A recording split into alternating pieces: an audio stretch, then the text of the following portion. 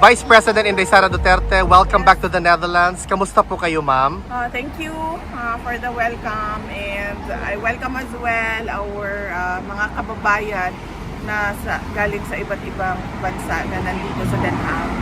I'm okay, walang problema. VP Inday, I think a lot of people wants to know, kamusta po ang inyong ama, ma'am? That's the burning question naman all the time. Okay lang naman siya, wala mo siyang problema. We had productive discussion about politics.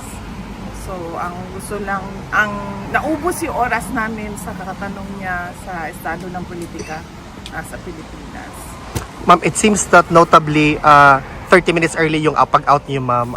Is this a new development? Kasi 2:45 pa man, ma'am, wala pa nag 3 o'clock. 1:30, 2:30.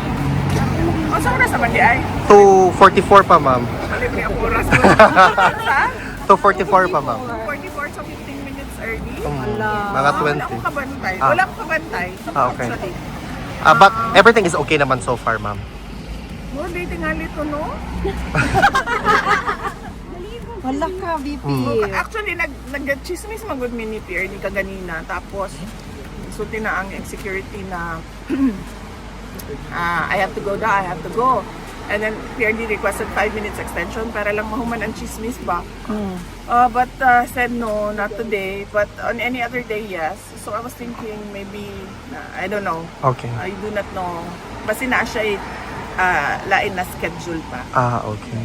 VP Inday, yung recently concluded mo na meet and greet sa London, nakita ng buong mundo na solid talaga ang suporta sa iyo ng taong bayan. That's basically the trust and confidence of overseas Filipino workers just for London alone. How do you feel, ma'am, seeing that particular crowd? Well, heartwarming at nakakaiyak dahil karamihan sa kanila kapag na face-to-face na, ang una talaga nilang tanong is kamusta na si Tatay Digong. At kung hindi man yan, ang sinasabi ay ipaabot mo yung aming pagmamahal at pagdarasal kay Tatay Digong. So, karamihan talaga doon yung kanilang pangungulila kay President Duterte. VP Inday, in as far as a positive development is concerned, yung results sa dalawang survey Pulse Asia and SWS, talagang nakikita na yung trust and confidence and your ability to lead in as far as being the Vice President of the Republic of the Philippines is concerned has resonated to the millions of Filipinos. How do you feel, ma'am, na steadfast, steady, strong pa din ang suporta sa iyo ng mga Pilipino in comparison to what is alleged by some? On that point, I am truly blessed, no? Favored ako ng Diyos sa ganyan na bagay. Hindi ako makapag-explain sa mga surveys dahil hindi ko naman alam paano yung ginawa o kung sino ang nagpagawa niyan. Pero lagi lang talaga ang sinasabi ko kapag merong survey na lumalabas ay nagpapasalamat ako sa patuloy na pagtitiwala ng ating mga kababayan sa akin, sa aking mga kasamahan sa OVP at syempre sa aming opisina. VP Inday, on a different matter, were you able to watch or perhaps read a transcript of the State of the Nation's address ni BBM? Hindi ako nanood ng SONA like last year, and wala akong planong basahin ang nilalaman ng SONA o kahit man lang summary dahil I truly believe it is a waste of time of the Filipino people. VP, marami po ang nagtatanong, how do you maintain the radiant glow na talagang shining, shimmering, splendid ka talaga? From SONA to beauty and wellness. Akit puti. Kasi ma'am, ang dami nagtatanong, ma'am, how do you keep such a radiant glow knowing na kabilat kanan yung atake sa iyo, ma'am, may it be personal or political? Hindi ko lang alam ha, sandali lang. Gusto ko lang matanong kung hindi ba ganito ang glow ko noon, 2022? Ganito Actually, mas, ma'am. Mas grabe. Yes. Grabe, Jude. Wala naman kasing difference sa akin simula nung 2022 hanggang ngayon. Siguro nadagdagan lang yung skincare kasi nga. Kasi ko ito, ma'am. Kasi nagkakaedad, di ba? Pag mahirap na pag 38 ka lang, tapos namumukha kang 68. kaya siya kapag Mag-guilty, mapuntaan na yun. pag Ma'am, wala akong pinapatamaan. Kasi meron tayong kilala na 68 pa lang pero mukha ng bangkay. Kailan yan? Ano? Kailan yun?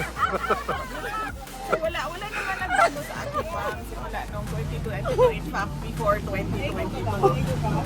Pareho lang yun. Yun lang na meron na akong awareness ngayon sa aging ng mukha. Kaya meron ng mga Sunblock, ma'am. oo, meron ng mga yung sinusulat ng dermatologist na skincare. Okay. VP, meron bang gustong ipahatid si former president sa mga Pilipino, ma'am? Na alam niyo naman talaga, ma'am, we have been doing this for more than a year, but strong and steady pa din. In fact, ma'am, on Wednesday, we actually have a gathering prepared to echo the voice of Filipinos from all over the world. Yes, oo. Meron tayong rally sa Wednesday, July 29 sa harap ng ICC. And this is a Free Duterte Now rally. And we will talk about the injustice that was done to President Rodrigo Duterte. Pinaalam ko ito kay President Duterte at sinabi ko sa kanya na I do not think this will help your case since from previous rallies napapansin namin na kinukuha ng ICC yung mga sinasabi natin at ginagawa nilang basihan sa kanilang mga desisyon. And then he said na bakit pa kayo mag-rally? What for? Sabi ko, para lang malabas namin yung galit namin. At marinig ng buong mundo yung galit ng mga Pilipino sa ginawa sa iyo. And then sabi niya, okay, bahala kayo kung yan ang gusto ninyo. But I warned him that it will not help his case and he said no, okay na. Kung ano yung gusto niyo. And you, ma'am, as our hope, the torchbearer for the light na makikita namin sa 2028, the future President of the Republic of the Philippines. What's your message to your supporters, ma'am, na talagang lalaban hanggang sa dulo para sa bayan? On that note, din I am truly blessed kasi simula nung 2016 hanggang 2019 midterm elections ng presidency ni PRRD. Noong 2022, 2025, pinakita din yon ng mga tao yung kanilang suporta. Hanggang ngayon, nandyan pa rin yung pagtitiwala at suporta ng ating mga kababayan. In fact, hindi lang yung kanilang suporta, hindi lang siya na parang, oh, gusto ko siya, sinusuportahan ko siya. Marami sa ating mga kababayan yung nagdarasal talaga gabi-gabi para we pray for Inday Sara, we pray for the Duterte family, we pray for President Duterte. At hindi ko alam kung saan nanggagaling yung ganyan kalakas na pagtitiwala at paniniwala ng ating mga kababayan. Pero kami, tulad ko, ako, tuloy-tuloy lang talaga ako sa trabaho ko. Kung ano yung mandate ng Office of the Vice President, apart from the Vice President being a constitutional successor, kung ano yung mga merong budget na mga programs and projects sa loob ng aming opisina, yun lang din at yun ang ginagawa namin.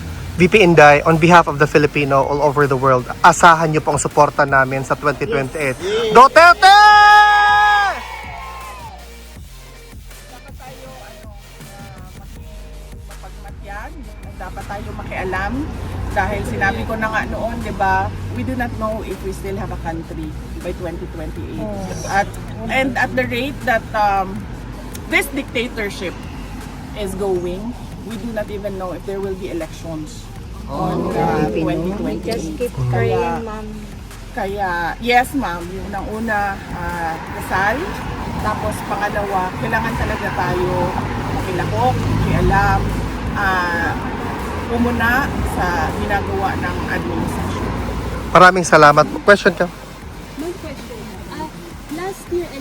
Last year so na po ng PBBM, nabanggit po niya yung mahiya naman kanya.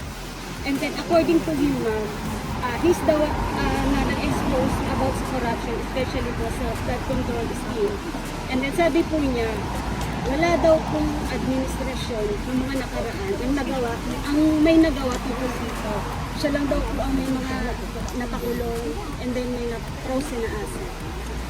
Wala naman siya napakulong sa flood control scandal eh. At saka, yung sinabi niya na mahiya naman kayo, it was a PR stunt na sinali nila yung linya na yon sa speech niya na nag-backfire.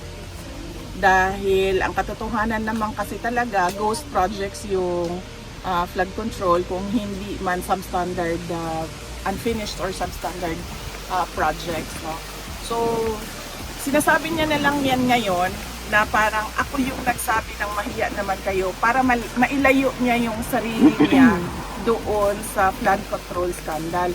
Unfortunately, hindi niya pwedeng gawin na ilayo niya yung sarili niya doon sa korupsyon sa flood control scandal kasi siya yung pumirma ng budget. Yan yung inuulit-ulit ko na it is doon sa pag-file ng impeachment case sa kanya. Yun yung impeachable offense doon. Nagpumirma ka ng budget na alam mo madaming insertions.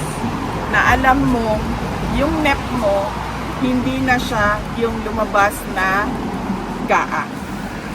At kahit pa man na nakikita mo na merong anomalya doon, pinirmahan mo pa rin yung budget. Kaya hindi niya pwede ilayo yung sarili niya just by saying na ako yung presidente na nagsabi na mahiya naman kayo at ako yung presidente na nagpakulong dahil wala namang nakulong eh na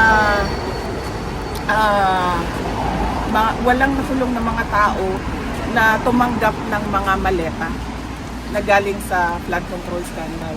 And ma'am, kanina sa zona po niya, nabanggit po niya na malapit na daw, or kakasuhan na daw po si Romualdez at may mga congressman na po na parang magsiserve na po na sila ng warrant po sa mga congressman na involved po sa flood control scandal. Di ba yan din yung sinabi niya last year, bago mag-December may makukulong na. So meron bang nakulong bago mag-Christmas? Wala. So wag niyo na i-expect na makulong yung dating speaker o mga members ng House of Representatives. Huwag niyong balik na lang tayo sa 20 pesos ang bigas. Yes. Diba? O hindi, balik tayo sa akin. Sa akin na lang. Dalawa lang ang hiningi ko eh. Nung pumayag ako na tumakbo, katandem niya bilang kanyang vice president. Yung isa doon, buwan pa lang hindi na niya sinunod. Wala pang 1 year. Isa lang yon. Related lang yon sa pakiusap ko sa kanya sa kailangan kong gawin gabi-gabi para sa aking mga anak kasi bata kayong mga anak ko. Wala siyang, hindi niya tinupad. Sige, sabihin na natin, no, personal yan eh. Pwede naman hindi to pa rin yan. Eh. Okay, fine. Doon tayo sa 20 ang bigas. Tinupad ba? Hindi. May makukulong before Christmas. Tinupad ba? Wala. So bakit pa kayo naniniwala at nanonood ng suna? Correct. Hindi na tayo. VP Inday, maraming salamat po, ma'am.